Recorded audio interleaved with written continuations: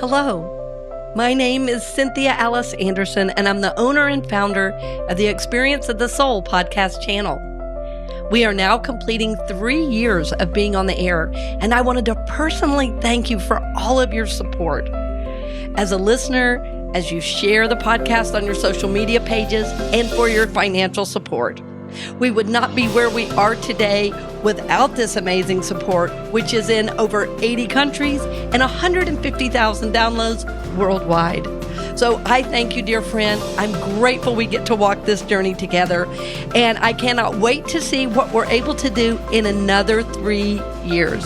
Thank you again, dear friend, and blessings on the journey.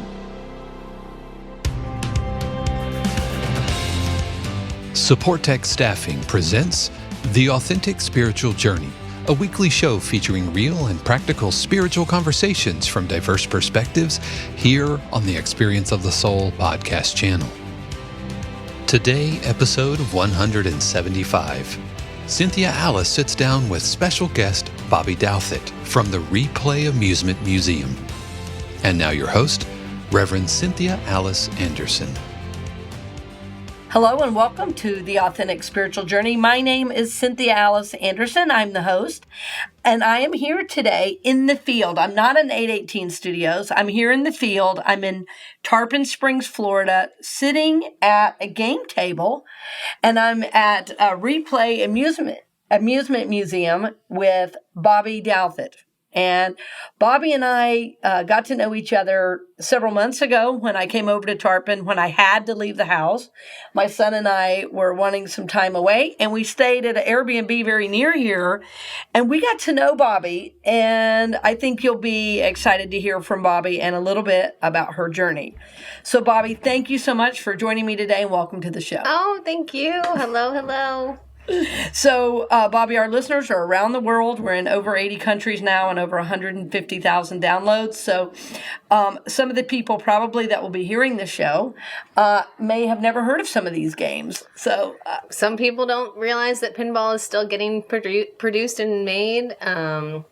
We have a little slice of history that comes from, we have games as recently as built in June of this year. And games from 1958. So it's a whole different eras of games that you get to check out here. Right. So, friends, I'm a Gen Xer, so I grew up on games like many people of my generation. And so when we were here on vacation and we realized that we could play games I grew up playing, like Pac-Man and Galaga and Miss Pac-Man, and my favorite is pinball. We had a really great time here. So Replay Amusement Museum, Bobbi, give us a little bit for our listeners who've never been here, tell us a little bit about what it is. So what we are is a hands-on, all-you-can-play experience. Over 100 games in the building, all set on free play, so you don't have to put any type of quarter or card swiper system. They're all ready to go. And we allow entry all day, so it's a great way to spend the day if you're on vacation or even if you're just local looking for something to do. Well, it's funny. I have told more local people about this place. I guess I don't know, maybe I'm a gamer at heart or something.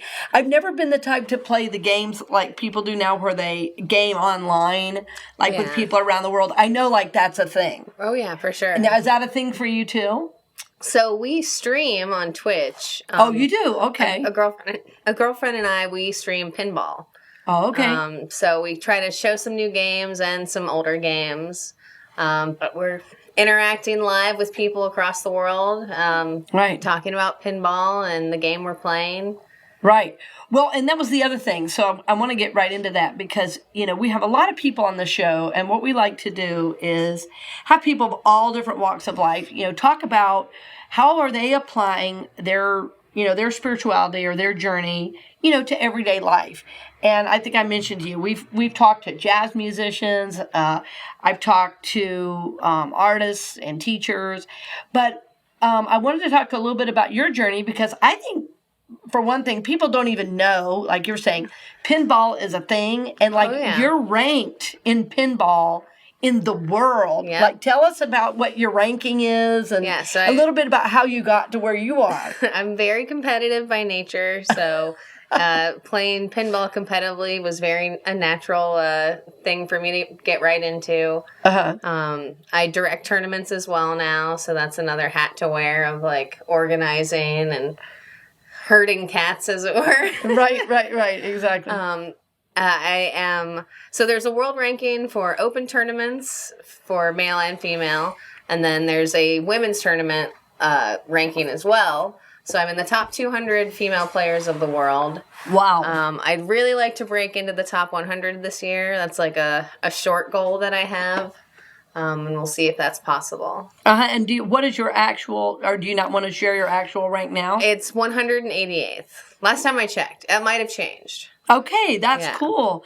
And so you do participate in tournaments and lead tournaments around the world, right? Oh, yeah. I mean, I've played across the country. Probably the farthest I've played is in Seattle. And I would love to play overseas if and when that's available. That would be really interesting. Well, it was really fun for me when we were here and, we were getting to know you. And part of the reason I think somebody asked me, how do you know her so well? I said, well, we went in the pandemic when nobody was here.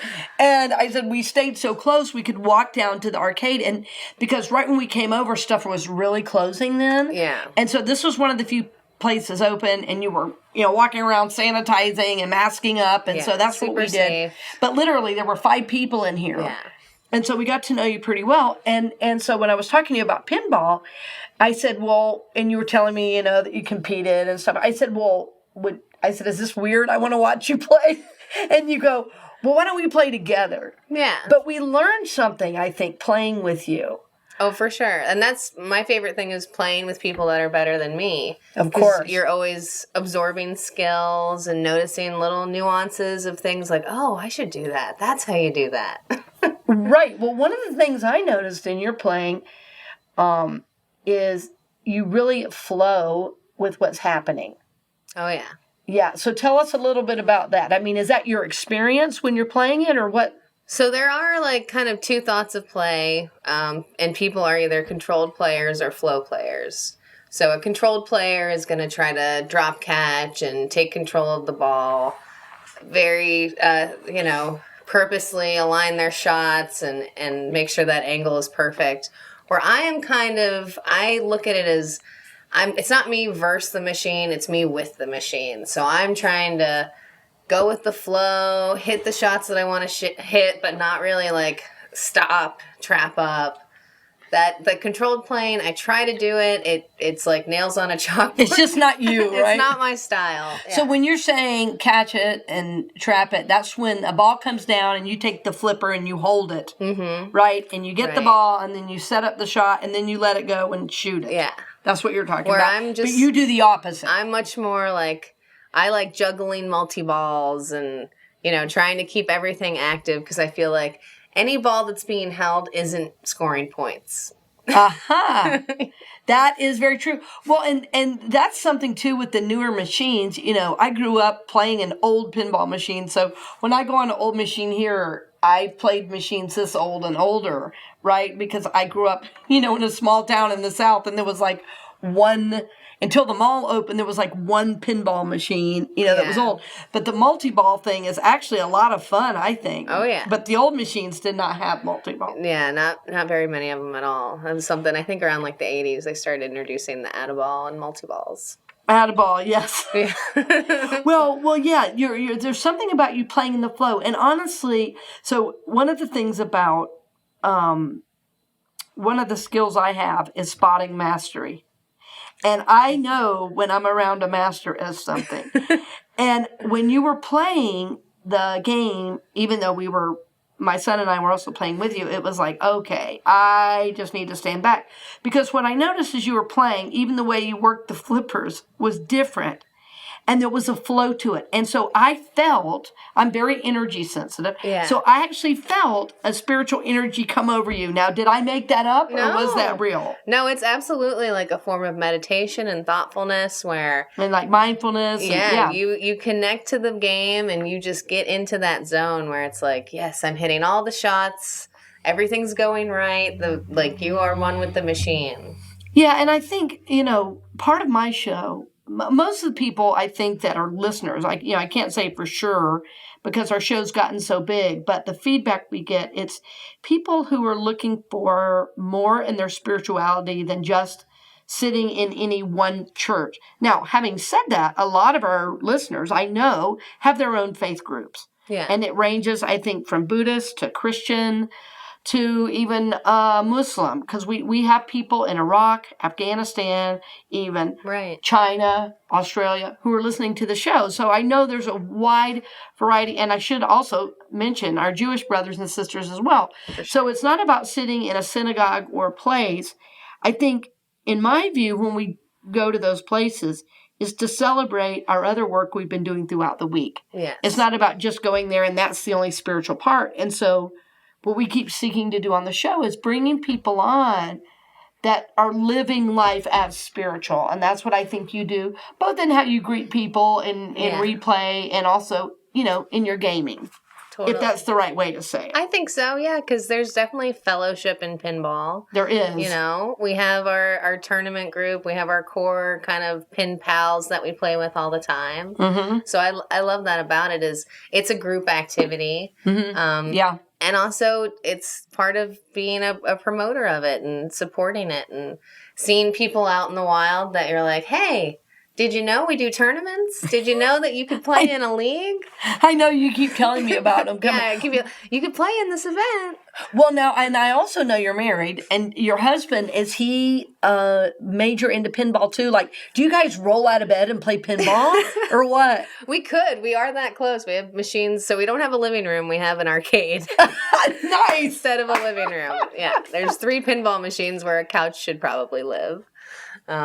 I got him into pinball. Oh, yeah? And he took the silver ball and rolled with it. He has become a tech, so he fixes machines. He fixes a lot of machines. That's what I thought. Something clicked in his mind with pinball. He started seeing the schematics and the interiors of them, and it was just like, yeah, I want to do this. So he just dove right in. We started saying that he was doing night school on YouTube. So right, exactly. He would come home from his regular job and just watch all of these different tutorials and different people that already fix the games and just absorb and learn as much as he can. So he had played pinball a few times before we'd met, but had no idea about, how deep it goes and how serious people are about it, how hooked on it you can get. But I got lucky that he just is a huge fan of pinball as well. I think so. Well, the other thing I like about it, I feel like when we find our niche, something we really love, we have to dedicate ourselves to it. Yeah. And that's part of being in the flow of life. It's like, I'm not meaning to say, well, there's some grand purpose and you have to get in it. We all have a purpose, which is to live life from this spiritual nature. But I think, for you guys, it can look like somebody being a tech for pinball. Yeah. And for me, it can look like being a speaker and a podcast host and a teacher, a minister. But not one is better than another, right. And that's what I love about, the way you guys live is it seems to be, whatever is flowing, that's what you're going with. And I think there is something... There's a Unity minister who wrote a book called In the Flow of Life. And it's about how really, yes, we create the flow, but there is a natural way in which we all are supposed to do and be. Yeah. And I think when you're playing pinball, you're in it. Yeah, I feel it. Yeah, and like I say, I felt it. I said, you know what? I even told you that. I think I need to have you on my show. We'll talk more. When you compete with other people, do you feel they are in that zone too, or not necessarily? I think you can tell when someone is. When someone starts to really, we say blow up a game, when they're hitting all those shots, getting it going. Right. You can feel. It's like you say about feeling the energy coming off of people. You can feel when they are just in that zone, just getting sucked into the game. Because that's the other thing about pinball was it's escapism, You're focusing on this one frame of time, this one play field to complete, to get through. to get to that multi-ball and complete that wizard mode. So it's a nice experience too, to have such control over this little world under glass. It is. I want to talk more about it too in our second half, because there are some challenges to it, and I want to hear a little bit more about your journey. So we are in Tarpon Springs, Florida, at the Replay Amusement Museum with Bobbi Douthitt. So thank you, friends, and we'll be back right after these brief messages. We'll return to the program in just a few moments, but first, we wanted to give a special word of thanks to our podcast partners, Supportek Staffing. Supportek Staffing is an innovative staffing agency built on the principle of caring about employers and employees as they navigate these new workforce and workplace challenges. If you're an employer, they want to be your human resource partner and help with the changes needed during the pandemic. If you're a candidate, they want to become your lifelong career agent to help you grow into your fullest potential. Supportek prioritizes support over volume, integrity over profits, and will treat your business and your career as if it was their own. You can learn more at supportekstaffing.com. That's SUPPORTEK staffing.com. We now return you to this week's episode of The Authentic Spiritual Journey with your host, Reverend Cynthia Alice Anderson.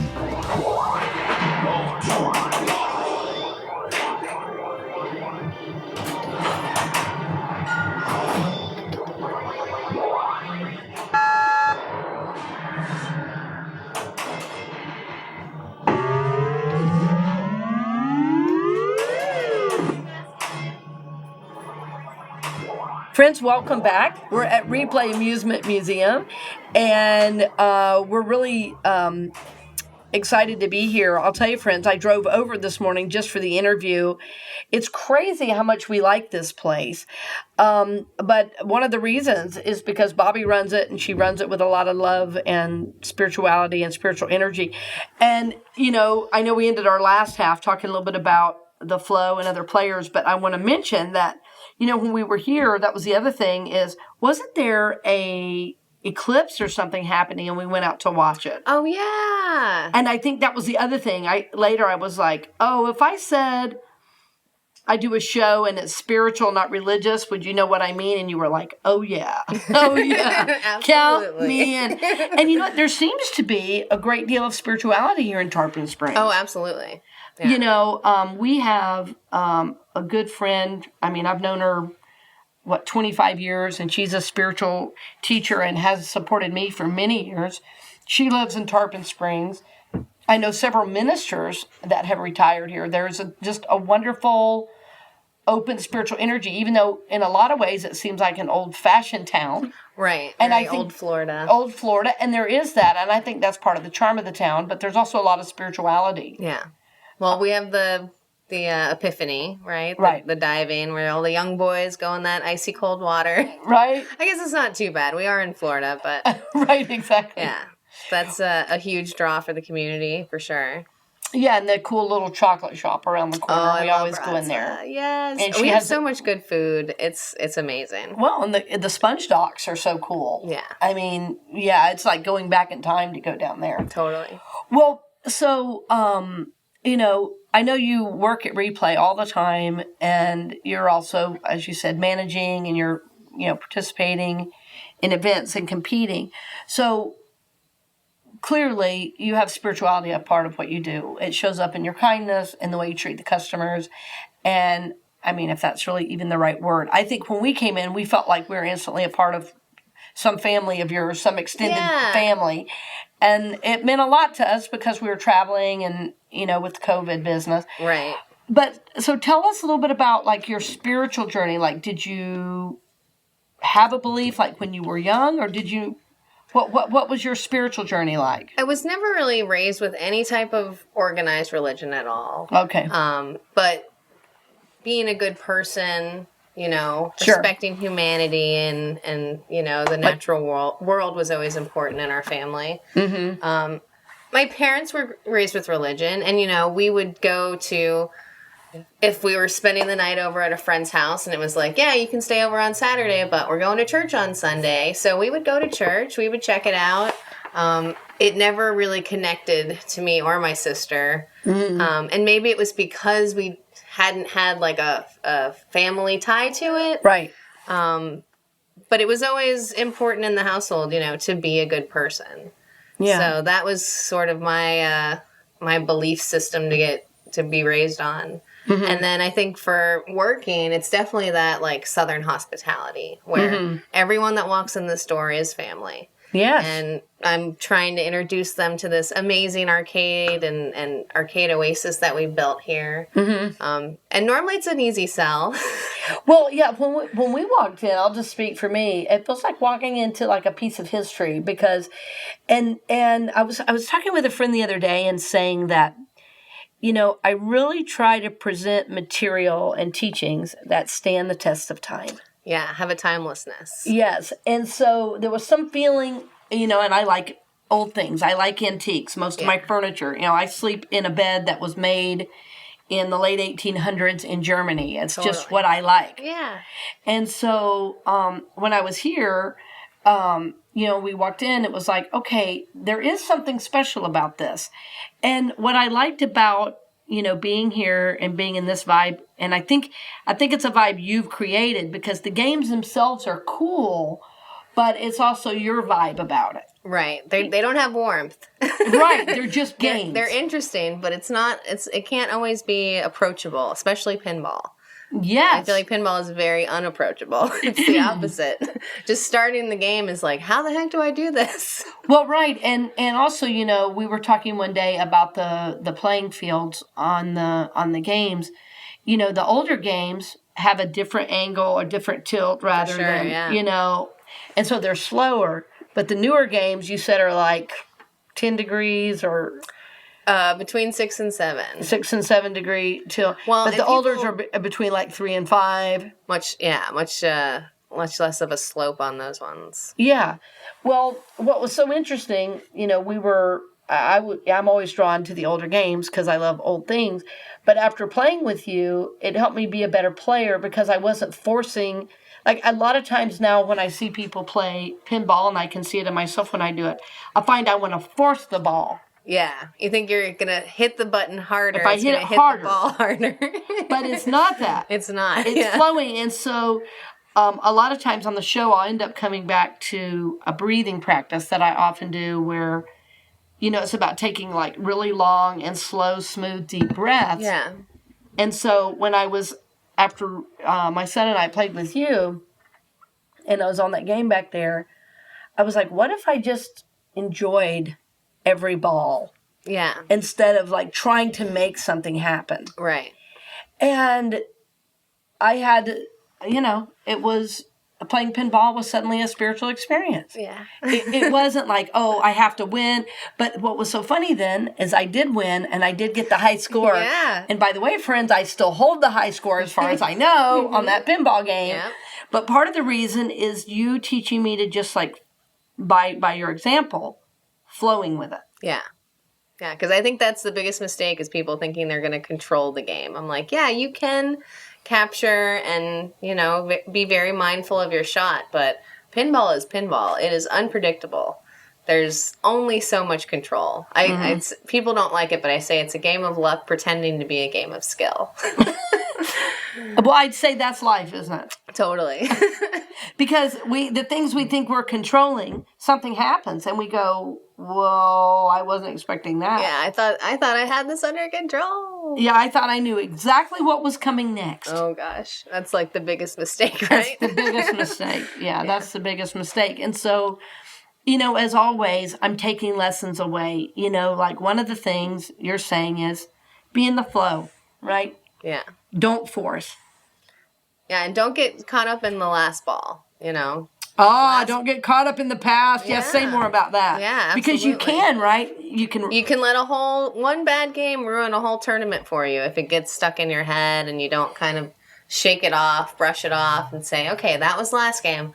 Moving on. We're going to the next game. Yeah, well, kids now call it rage quitting, right? Right. Yeah. Just, and they throw it down and then don't want to pick it back up for a while. And that's the nice thing about pinball, too, is that you always get 3 chances at least. That's true. And I especially love when there's 5 chances on the older games. Yeah, when it's a 5 ball or if you get extra ball. Yeah, that's cool. That's cool. Well, maybe today, I know we won't do it live on the show, but I want us to play one more game, while we're here today. But, so friends, as you're listening, I hope you're hearing all the many lessons. I know our listeners are always gleaning lessons. One is to not get caught up in the past. Another is to be in the flow. Another is to work with what shows up. Yeah. Yeah, definitely like being present, Yes. Focusing on that ball, that moment right then. Yeah, so maybe you had the wizard mode lit like last ball, but not this ball. We're playing this one. Right, exactly. And I think sometimes in life we categorize things and places and even people. That this is spiritual and this isn't, and this is spiritual and that isn't. So I want to bring us back to that fact that what you're saying, and I've really, over the last several years, just continued to see that spirituality is everywhere. That our very existence is meant to be spiritual, and we are meant to be in the flow of life. I also think that means that, it doesn't mean we don't have a direction, we do, but it means that we learn to work with what life sends without rejecting, without leaving mad. We work through whatever life sends. Yeah. And I think it's important to have places where we can have meaningful community. And honestly, I think this is one of them. Totally. Of all the places in Tarpon Springs that we come, this is the place we make sure and come into. Oh. Even though there's a toy store a couple doors down. Yeah. Or is it next door? Right next door. Right next door. Perfect neighbor. Yep. Perfect neighbor. Although I'm not called into that store. It's a great store, but I'm not called into there because the community of love and acceptance and camaraderie and flow is in this building. Right. Hiding next door. Yeah, exactly. So, friends, the thing I'm thinking too is, how often are we holding a specific energy and vibration, and we don't really realize how that's sending a vibration out from us, that this energy of love and acceptance and connection and flow can be the way we walk through life, or we can walk through life with this restriction, with trying to do everything right. Well, that's going to give off an energetic vibration as well. Yeah. And what we know is whatever energy we hold, that's what we draw to us. That's the law of attraction. Yeah. So, is there, for some reason I want to ask, is there any favorite new pinball out that we should look for in our area? Because I see I'm right by the Mandalorian based on the new Star Wars series. Definitely a big fan of the Mandalorian.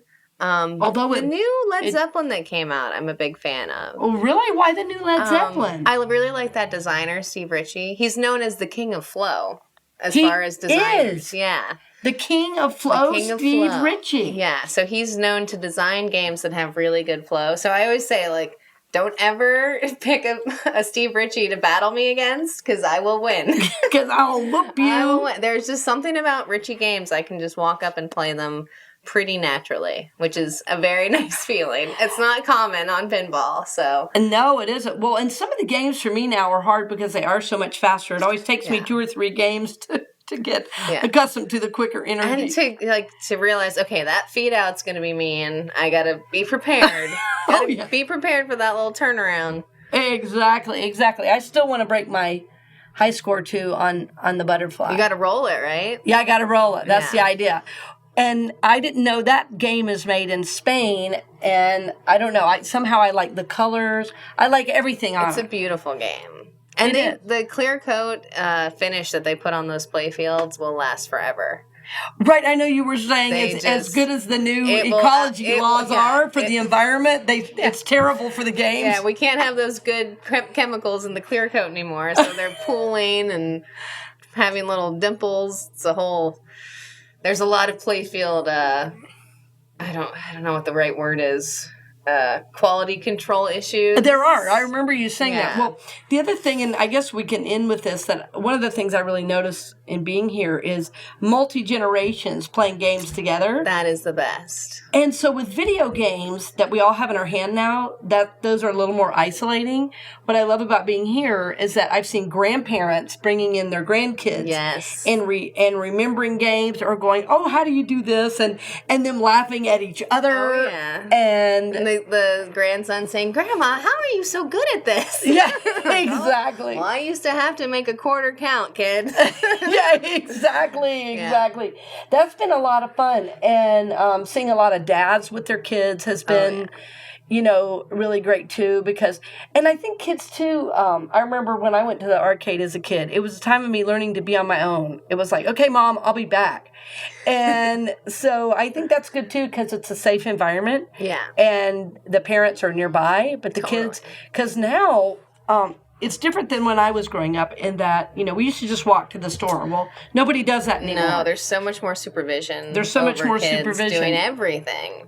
And I think in many ways that's good, but I think something that's missing is a little bit of kids learning their autonomy a little bit. Mm-hmm. And so I noticed as I was in here, kids having a little bit of confidence going from game to game and the parents being nearby, but not hovering. Right. And I also think that's really good in being here. A little controlled freedom. Yeah. It's like there's only one exit and I can see it. So I can let the kid, be in the back of the arcade and know that they're going to be safe. And know that they're going to be safe and you're watching out as well. Yeah. I mean, that's obvious. Oh, for sure. Yeah. I always make jokes like, let me know if there's a runner in the group.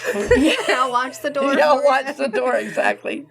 Well, Bobbi, thanks for being with us. We are here at Replay Amusement Museum in Tarpon Springs, Florida. If you've never been to Tarpon Springs, I really encourage you to come. It's a great little town with sweet people. It's a lot of fun. It's a lot of fun, good food, great energy. Largest Greek community in the U.S. Yes, largest Greek community in the U.S. Amazing Greek food. And if you go, what's that one road? Is it not Klosterman? What's the road with all the Greek restaurants? And you go down there. I felt like I was in another country. Dodecanese? Yeah.